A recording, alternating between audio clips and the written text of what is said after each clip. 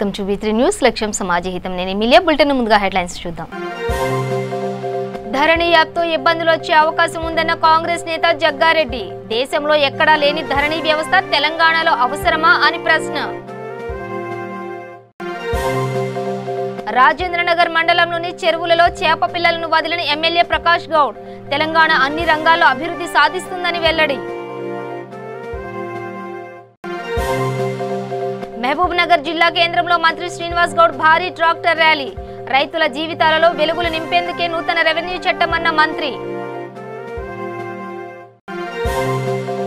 Nizamabad assistant director కు వినతి పత్రం సమర్పించిన గంగపుత్ర సంఘం. ప్రభుత్వం తెచ్చిన జీవో నెంబర్ 6ను వెంటనే ఉపసంహరించుకోవాలని డిమాండ్. రాష్ట్ర వ్యాప్తంగా జగనన్న విద్యా కానుక పంపిణీ. బడి తెరవక ముందే కుట్టు కూలీతో సహా 3 జతల యూనిఫారం అందిస్తున్నామన్న నేతలు. ఇక డీటెయిల్స్ చూస్తే ధరణి యాప్తో ఇబ్బందులు వచ్చే అవకాశం ఉందని కాంగ్రెస్ నేత జగ్గారెడ్డి అనుమానం వ్యక్తం చేశారు. ఆస్తుల వివరాల సేకరణలో అనేక అనుమానాలు ఉన్నాయని, గత ప్రభుత్వాలు కొత్త చట్టం తెచ్చే సమయంలో కమిటీలు వేసి అభిప్రాయాలు తీసుకునేవారని తెలిపారు. అసెంబ్లీలో మాట్లాడడానికి కాంగ్రెస్ సభ్యులకు సమయం ఇవ్వలేదని, ప్రజల ఆస్తులపై ప్రైవేట్ ధరణి యాప్ అప్పులు తీసుకుంటుందనే అనుమానాలు వ్యక్తమవుతున్నాయని జగ్గారెడ్డి చెప్పారు. దేశంలో ఎక్కడా లేని ధరణి వ్యవస్థ తెలంగాణలో అవసరమా అని ప్రశ్నించారు. సీఎం, మంత్రులు, ఎమ్మెల్యేలు, ఐఏఎస్, ఐపీఎస్ అధికారుల వివరాలను ధరణిలో పెట్టి చూపిస్తే అందరికీ ఆదర్శంగా ఉంటుందని జగ్గారెడ్డి వ్యాఖ్యానించారు. ఆస్తుల వివరాలు అడుగుతున్నారు కానీ ఆప్తుల వివరాలు ఎందుకు అడగడం లేదని ఆయన ప్రశ్నించారు. గడ్డిపోచ తప్పు చేస్తే గడ్డి మోపులను తగలబెట్టినట్లు ప్రభుత్వం తీరుందని ఆయన ఎద్దేవా చేశారు. అసలు ప్రభుత్వం మీద క్లారిటీ ఇవ్వాలి, అసలు ఇవ్వకుండానే చేయడం జరిగింది. అయితే ప్రభుత్వం ప్రజా ఆస్తుల విషయాన్ని ధరణి అనే పోర్టులో పొందుపరచాలని ఆలోచన చేసే ముందు ప్రజల అభిప్రాయాన్ని ఎందుకు తీసుకోలేదు? నంబర్ 1. నంబర్ 2, దీనిపై మంత్రులు లేదా ఐఏఎస్ అధికారులతో ఒక సబ్ కమిటీ వేసి గ్రామ, మండల, వార్డు, మున్సిపాలిటీ పర్యటన చేసి ప్రజల అభిప్రాయాన్ని సేకరించి ఒక నిర్ణయం తీసుకుంటే బాగుండేదని ప్రజల ఆలోచన. ధరణి పోర్టులపై ప్రజల్లో కొన్ని అనుమానాలు ఉన్నాయి. ముందుగా నా సంగారెడ్డి ప్రజల అభిప్రాయాన్ని ముందుగా మీడియా ద్వారా తెలియజేస్తున్నా. ఈ ప్రైవేట్ ధరణి యాప్ నా నియోజకవర్గ ప్రజలను నమ్మడం లేదు, మా పబ్లిక్ నమ్మతలేదు. నా దగ్గర అయితే ధరణి యాప్లో ఆస్తులను పొందుపరిచిన తర్వాత ప్రభుత్వం ఏమైనా మా ఆస్తుల మీద అప్పు తీసుకుంటుందా అనే ఒక అనుమానాలు ప్రజల్లో వ్యక్తమవుతున్నాయి.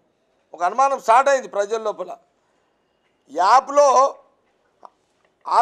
అందరి ఆస్తులని ధరణి యాప్లో వచ్చిన తర్వాత ఆ ప్రైవేట్ సంస్థ అసలు గవర్నమెంట్ సంస్థ కాకుండా ప్రైవేట్ సంస్థని ఎందుకు పెట్టారు? రేపు ఆ ప్రైవేట్ సంస్థ ఈ ఆస్తులన్నీ కూడా ఇండైరెక్ట్గా ఈ ధరణి యాప్ ద్వారా మరి ఏమైనా అప్పు తీసుకుంటుందా అనే అనుమానము ప్రజల్లో స్టార్ట్ అయింది ఆల్రెడీ. అంతే కదా, ఇప్పుడు రికార్డెడ్ కదా, ఇప్పుడు ఎవడెట్లా అప్పిస్తాడో తెలియదు.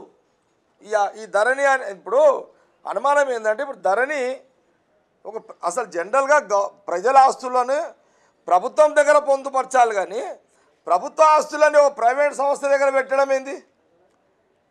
ఇది చాలా సీరియస్ మ్యాటర్. ఇది ఇప్పుడు మనకేం అనిపించకపోవచ్చు, రేపు ఏమైనా చెడు జరిగితే ఎవరు దీనికి జవాబుదారు?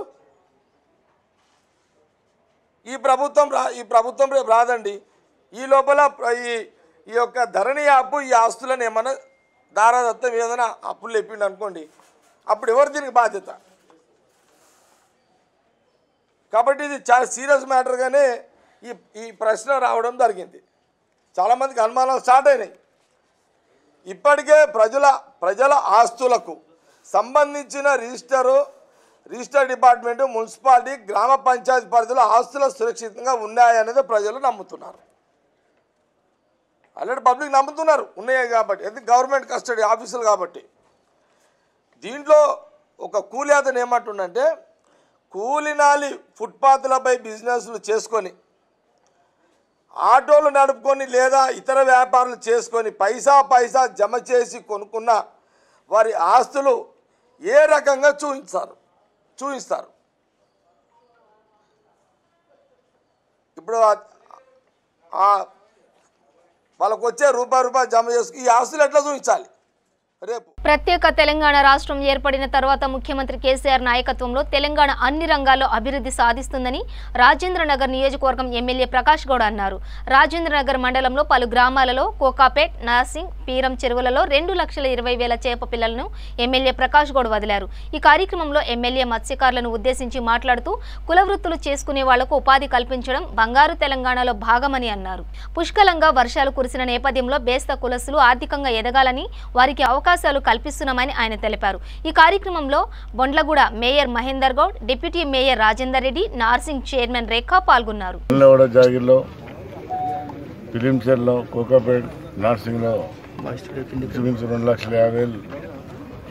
జరిగింది.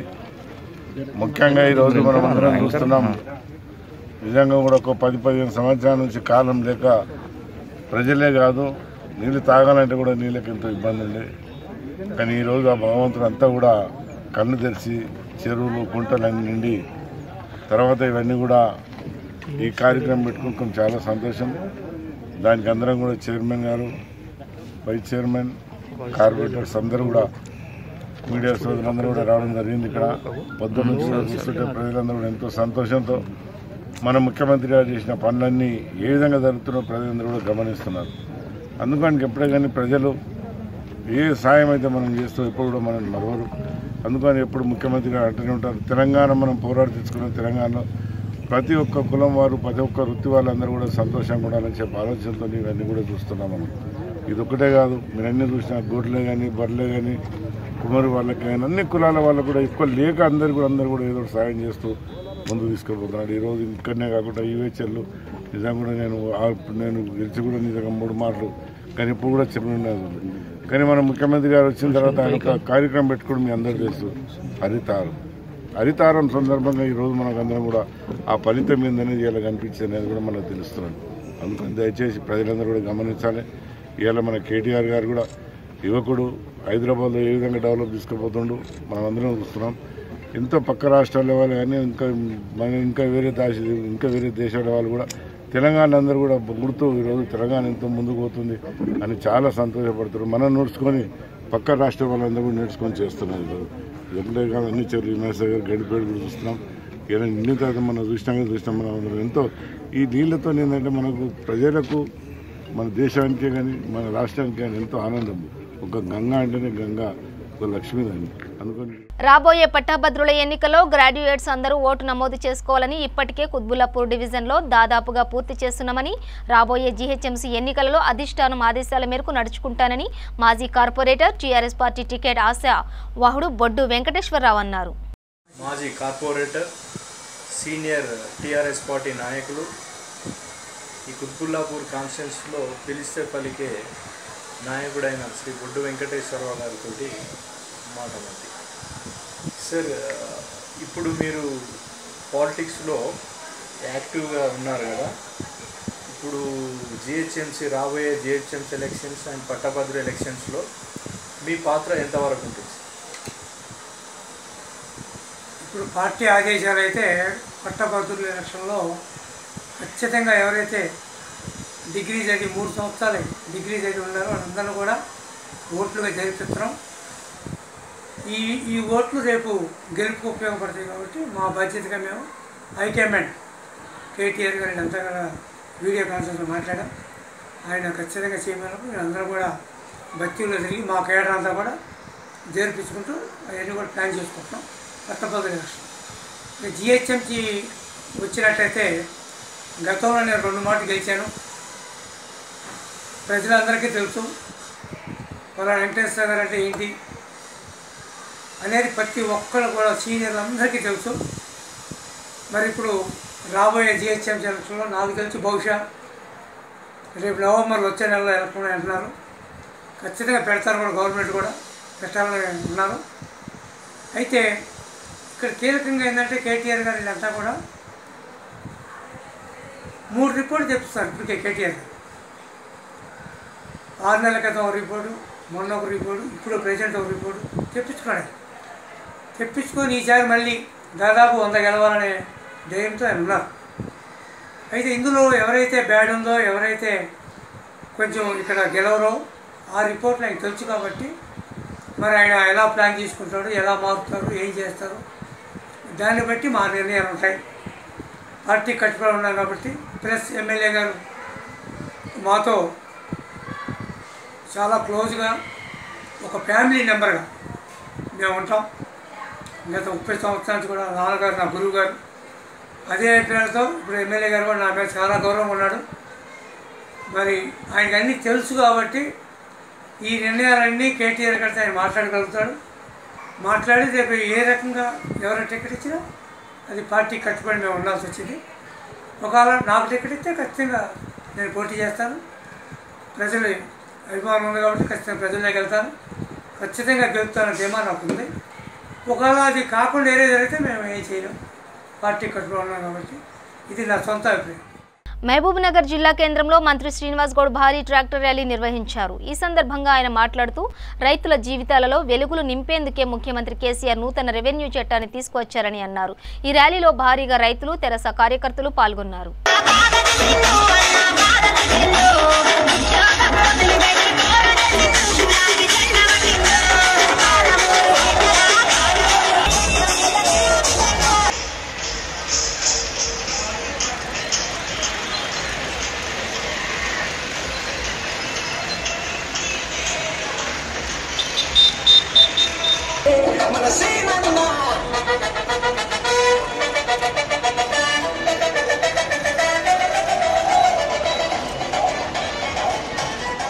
రంగారెడ్డి జిల్లా తలకొండపల్లి మండలం గట్టు ఇప్పలపల్లి గ్రామాన్ని మండల కేంద్రం చేయాలని గత 28 రోజులుగా చేస్తున్న రిలే నిరాహార దీక్షకు పద్మశాలీలు మద్దతు పలుకుతూ దీక్షలో పాల్గొన్నారు. ఈ కార్యక్రమంలో మున్సిపాలిటీ వైస్ చైర్మన్ దుర్గయ్య, మాజీ మార్కెట్ వైస్ చైర్మన్ గుర్రం కేశవులు, పద్మశాలి చేనేత సంఘం అధ్యక్షులు గాజుల శ్రీను, స్థానిక జేఏసీ నాయకులు అవ్వారి శివలింగం, శ్రీధర్, చెర్కు యాదగిరి పాల్గొన్నారు. ఏమాత్రం తగ్గకుండా పట్టుదలతో కంటిన్యూగా 29 రోజులుగా, నెల రోజులుగా, అంటే రేపటికి నెల రోజులు అవుతుంది, చాలా పట్టుదలతో చేస్తున్నారు. మేమందరం కూడా ఆమన్గల్, నేను జేఏసీ కన్వీనర్గా చేసిన ఆమన్గల్కి, మా ఆమన్గల్ మండలంలో కూడా మేము పెద్ద ఎత్తున ఒక 100 రోజులు సకల జనుల సమ్మెత రకరకాల పోరాటాలు మేము అక్కడ చేయడం జరిగింది. అదేవిధంగా ఇక్కడ కూడా మీరు అదే పద్ధతిలో గవర్నమెంట్ కదిలించే విధంగా అధికారం ఈరోజు గట్టిపరపల్లి మండలం కావాలని చెప్పి 28వ రోజు దీక్షలో పాల్గొన్న పద్మశాలి నాయకులకు, కుల బాంధవులకు ధన్యవాదాలు తెలుపుకుంటూ, గ్రామస్తులకు, జేఏసీ నాయకులకు అందరికీ కూడా ధన్యవాదాలు తెలుపుకుంటూ, మండల కేంద్రం కావాలని మీ పట్టుదలకు సంఘీభావం తెలపడానికి మా ఆమనగర్ నుంచి పద్మశాలి సంఘం తరఫు నుంచి నాయకులమంతా రావడం జరిగింది. ఇక్కడ అదేవిధంగా మీకు 12 గ్రామ పంచాయతీలు ఉన్నాయి. 12 గ్రామ పంచాయతీలతో పాటు మీ పెద్ద గ్రామమైన ఇప్పలపల్లి గ్రామస్తులందరూ కలిసి ఏకదాటిపై మీరందరూ పోరాటం చేస్తే మీకు మండల కేంద్రం కావడం పెద్ద సమస్యే కాదని చెప్పి మీకు సభాముఖంగా తెలియజేస్తా ఉన్నాను. అంతేకాకుండా ఇదే మండలానికి సంబంధించిన ఎమ్మెల్యే కానీ, ఎమ్మెల్సీ కానీ మీకు నాయకులు టీఆర్ఎస్ పార్టీలు అంటే ప్రభుత్వం అధికార పార్టీలో ఉన్న నాయకులు కూడా మీకు అండగా ఉండాలని చెప్పి కోరుకుంటా ఉన్నాను.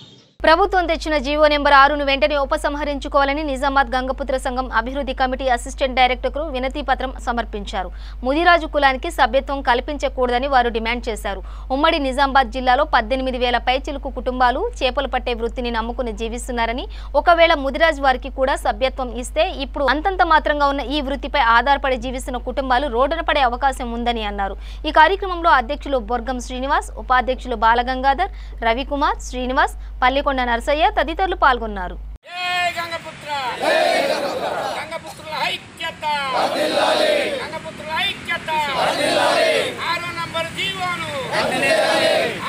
నా పేరు పల్లికొండ నరసన్న. నేను జిల్లా అభివృద్ధి కమిటీ ముఖ్య సలహాదారుని. ఈరోజు గంగపుత్రులపైన జరుగుతున్నటువంటి ఇతర కులాల దాడుల గురించి ఈరోజు మేము ఏడీ గారికి ఒక మెమోరాండం ఇవ్వడం జరిగింది. దాని పరంగానే ఈరోజు మా జిల్లాలో ఉన్న గంగపుత్రులందరూ కదిలి వచ్చి దీనికి సహాయ సహకారాలు అందించినందుకు వారందరికీ మీడియా ద్వారా కృతజ్ఞతలు తెలియజేస్తున్నాము. ముఖ్యంగా ఇతర కులాలను ఈ గంగపుత్రులపైన పురిగొల్పడము కరెక్ట్ కాదు అనేది మా అభిమతము. దీన్ని ప్రభుత్వం వెంటనే వెనుకకు తీసుకోవాలని చెప్పని సిగ్జు అనే దాన్ని రద్దు చేయాలని చెప్పని మేము ఈ సందర్భంగా డిమాండ్ చేస్తున్నాము. నా పేరు ఊట్నూరు నారాయణ, మాది తిమ్మాపూర్ సొసైటీ. ఈరోజు ఈ నిజామాబాద్ జిల్లా ఫిషరీస్ ఆఫీస్కు రావడం జరిగింది. గంగపుత్రుల మందరం ప్రభుత్వము 6వ నంబర్ జీవో తీసుకొచ్చి మా గంగపుత్రులు కొంచెం తర్జన భర్జన పడేటట్టు ఆ కులానికి ఈ కులానికి తిప్పలు పెడతా ఉంది. కాబట్టి దయచేసి 6వ నంబర్ జీవోను వెనక్కి తీసుకోవాలా. ఈ ముతిరాజు కులస్తులకు మా సొసైటీల సభ్యత్వం ఇవ్వద్దు. ఎందుకంటే 2018లో నేను జక్రాంపల్లి మండల అధ్యక్షుడిని. ఈరోజు మేము గంగపుత్రం ఎందుకు తరలి వచ్చినామంటే ఇక్కడ ముఖ్యంగా ముదిరాజుల వాళ్ళు వచ్చి మాకు సొసైటీలో సభ్యత్వం కావాలనే ఉద్దేశంతో మా డిపార్ట్మెంట్ మీద వాళ్ళు ప్రెషర్ చేయడం అనేది జరుగుతున్నది. కాబట్టి దానికి మేము వ్యతిరేకంగా అందరం కలిసి ముదిరాజులకు సభ్యత్వం ఇవ్వకుండా మేము అందరం కలిసి ఇక్కడ మెమరాండం అనేది ఇవ్వడం అనేది జరిగింది. దీనికి మనం ఏదైతే గవర్నమెంట్ 6 జీవో ఇచ్చిందో ఆ జీవోను మా నిజామాబాద్ జిల్లాని మినహాయించి ఇక్కడ మొత్తం అందరు గూన్లో గంగపుత్రులు తప్ప ముదిరాజులు ఎవ్వరు లేరు. దయచేసి మేము ప్రభుత్వాన్ని కోరేది ఏంటంటే మా నిజామాబాద్కు మినహాయించి మిగతా ఎక్కడ గంగపుత్రులున్నా మా గంగపుత్రులకు మాత్రమే అవకాశం అనేది ఇవ్వాలని మేము ప్రభుత్వాన్ని దయచేసి కోరదలుచుకున్నాం. ఇక్కడ నుండి ముదిరాజులకు ఎక్కడ సభ్యత్వం ఇవ్వకూడదు. కుత్బుల్లాపూర్ నియోజకవర్గం సూరారం డివిజన్ పరిధిలోని నెహ్రూ నగర్, మార్కండేయ నగర్, షాపూర్ నగర్, రాజీవ్ గాంధీ నగర్, శివాలయ నగర్లలో 1.17 కోట్లతో నూతనంగా చేపడుతున్న సీసీ రోడ్ల నిర్మాణ పనులకు ఎమ్మెల్యే వివేకానంద ముఖ్య అతిథిగా పాల్గొని స్థానిక కార్పొరేటర్ మంత్రి సత్యనారాయణతో కలిసి శంకుస్థాపన చేశారు. ఈ సందర్భంగా ఎమ్మెల్యే మాట్లాడుతూ ముఖ్యమంత్రి కేసీఆర్ నాయకత్వంలో నియోజకవర్గంలోని ప్రతి కాలనీ, ప్రతి బస్తీ అభివృద్ధికి కృషి చేస్తున్నామని, ప్రజా సమస్యలు పరిష్కారమే ప్రభుత్వ ధ్యేయంగా ముందుకు సాగుతున్నామన్నారు. మౌలిక వసతులపై ప్రత్యేక దృష్టి పెడుతూ సమస్యలకు శాశ్వత పరిష్కారం చూపుతున్నామన్నారు. ఈ కార్యక్రమంలో డివిజన్ టీఆర్ఎస్ పార్టీ అధ్యక్షులు పుప్పాల భాస్కర్, టీఆర్ఎస్ సీనియర్ నాయకులు చౌడా శ్రీనివాసరావు, నాగిళ్ల శ్రీనివాస్, అమీర్ ఖాన్ పాల్గొన్నారు.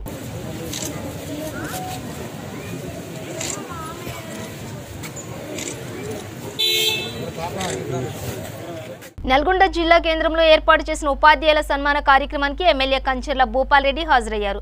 ట్రస్మా ఆధ్వర్యంలో అంతర్జాతీయ ఉపాధ్యాయులు గురువందనం దినోత్సవాన్ని పురస్కరించుకుని జిల్లాలోని గుర్తింపు పొందిన ప్రైవేటు పాఠశాలల నుండి 60 మంది ఉత్తమ ఉపాధ్యాయ దంపతులకు విద్యా సేవారత్న అవార్డు ప్రదానం చేసి ఘనంగా సన్మానించారు. ఈ కార్యక్రమంలో గాంధీ సంస్థల చైర్మన్ డాక్టర్ గున్నా రాజేందర్ రెడ్డి, ట్రాస్మా రాష్ట్ర ఉపాధ్యక్షులు అనంతరెడ్డి, నల్గొండ జిల్లా ట్రాస్మా అధ్యక్షులు యానాల ప్రభాకర్ రెడ్డి, నల్గొండ జిల్లా ట్రాస్మా ప్రధాన కార్యదర్శి డాక్టర్ కోడి శ్రీనివాసులు పాల్గొన్నారు.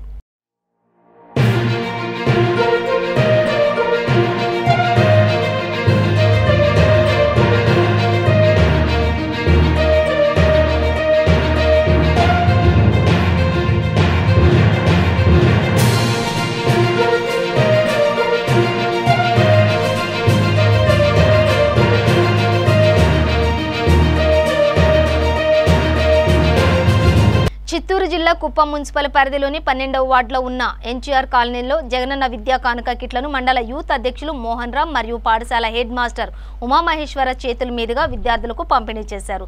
కోవిడ్ నేపథ్యంలో తగు జాగ్రత్తలతో భౌతిక దూరం పాటిస్తూ కార్యక్రమాన్ని నిర్వహించారు. ఈ కిట్లో పాఠశాల బ్యాగు, షూ, సాక్స్, 3 జతల యూనిఫామ్, బెల్ట్, నోటు పుస్తకాలు ఇస్తున్నట్లు తెలిపారు.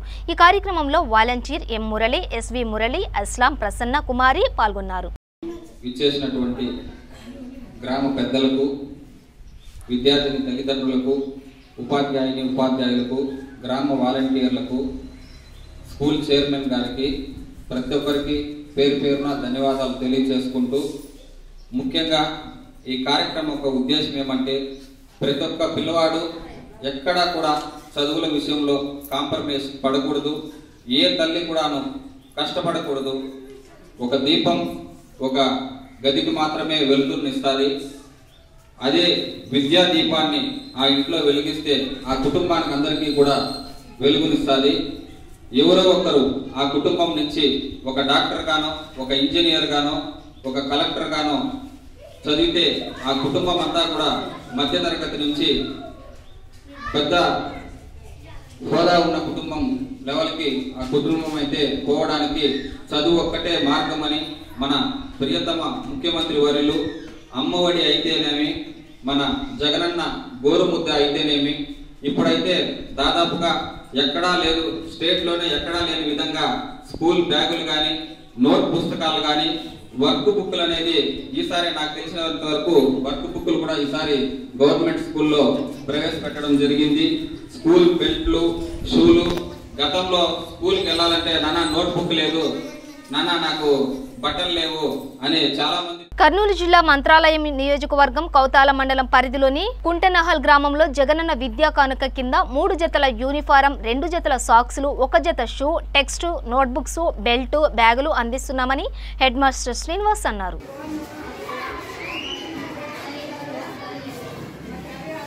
కర్నూలు జిల్లా కౌతాళ మండలం కుంటనహాళ గ్రామం జిల్లా పరిషత్ ఉన్నత పాఠశాల ఈరోజు జరుగుతున్న జగనన్న విద్యా కానుక కింద మన గౌరవ ముఖ్యమంత్రి గారి మరియు విద్యాశాఖ మంత్రి గారి ఆదేశాల మేరకు మన పాఠశాలకు చదువుతున్న 78 మంది విద్యార్థినులకు జగనన్న విద్యా కానుకల కిట్టును అందజేయడం జరుగుతుంది.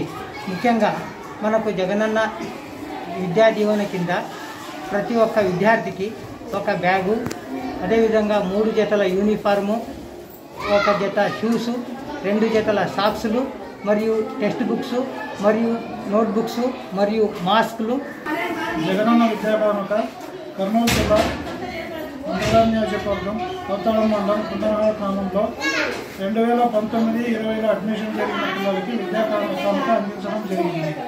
ఈ సంవత్సరం కొత్తగా చేరిన పిల్లలకు రెండోసారి మరి కిట్ వచ్చిన తర్వాత మళ్ళీ పంచడానికి చెప్పడమైంది. విద్యా కానుకకు 3 జతల బట్టలు, షూ, బుక్స్, ఒక బ్యాగు ఇవ్వడం జరిగింది.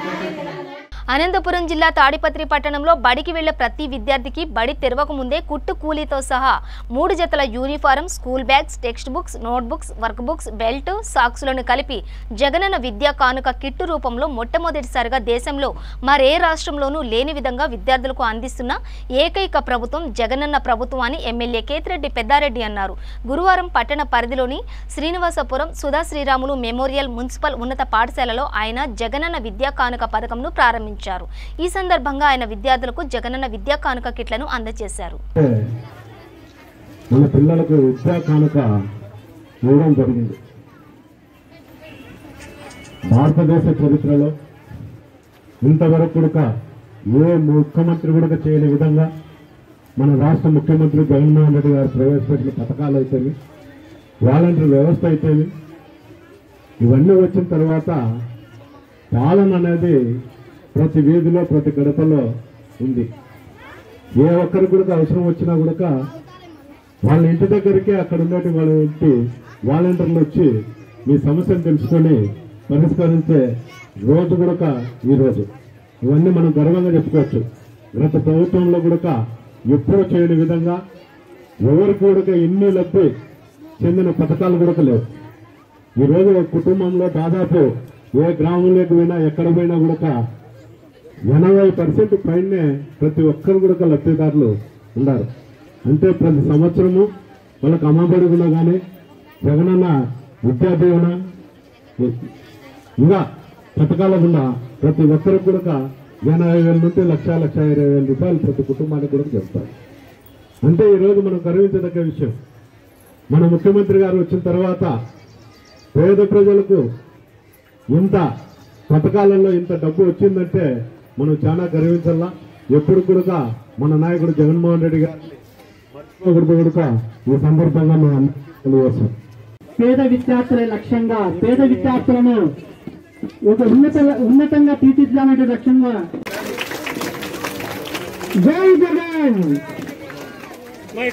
సంక్షోభ సమయంలో కూడా సంక్షేమం మర్చిపోకుండా గత 6 నెలలుగా ప్రపంచవ్యాప్తంగా తీవ్రటువంటి విపత్కర పరిస్థితులు ఉన్నప్పటికీ ఎన్ఏ వసతి దీవెన, విద్యా కానుక, అమ్మఒడి ఇవన్నీ కూడా విద్యా సంబంధించినటువంటి కార్యక్రమాలు.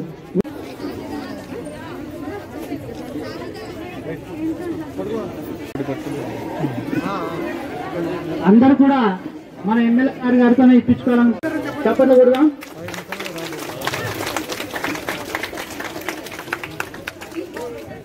బులెటిన్ ముగించే ముందు హెడ్లైన్స్ మరోసారి. ధరణి యాప్తో ఇబ్బందులు వచ్చే అవకాశం ఉందన్న కాంగ్రెస్ నేత జగ్గారెడ్డి. దేశంలో ఎక్కడా లేని ధరణి వ్యవస్థ తెలంగాణలో అవసరమా అని ప్రశ్న.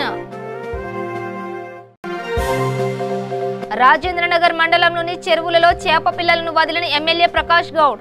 తెలంగాణ అన్ని రంగాల్లో అభివృద్ధి సాధిస్తుందని వెల్లడి.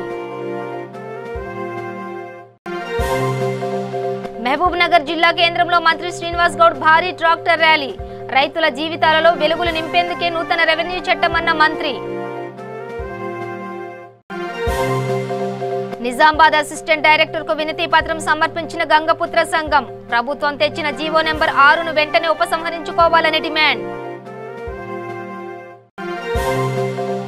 రాష్ట్ర వ్యాప్తంగా జగనన్న విద్యా కానుక పంపిణీ. బడి తెరవక ముందే కుట్టు కూలీతో సహా 3 జతల యూనిఫారం అందిస్తున్నామన్న నేతలు. ఇవి బులెటిన్ డీటెయిల్స్. చూస్తూనే ఉండండి V3 న్యూస్. లక్ష్యం సమాజహితం.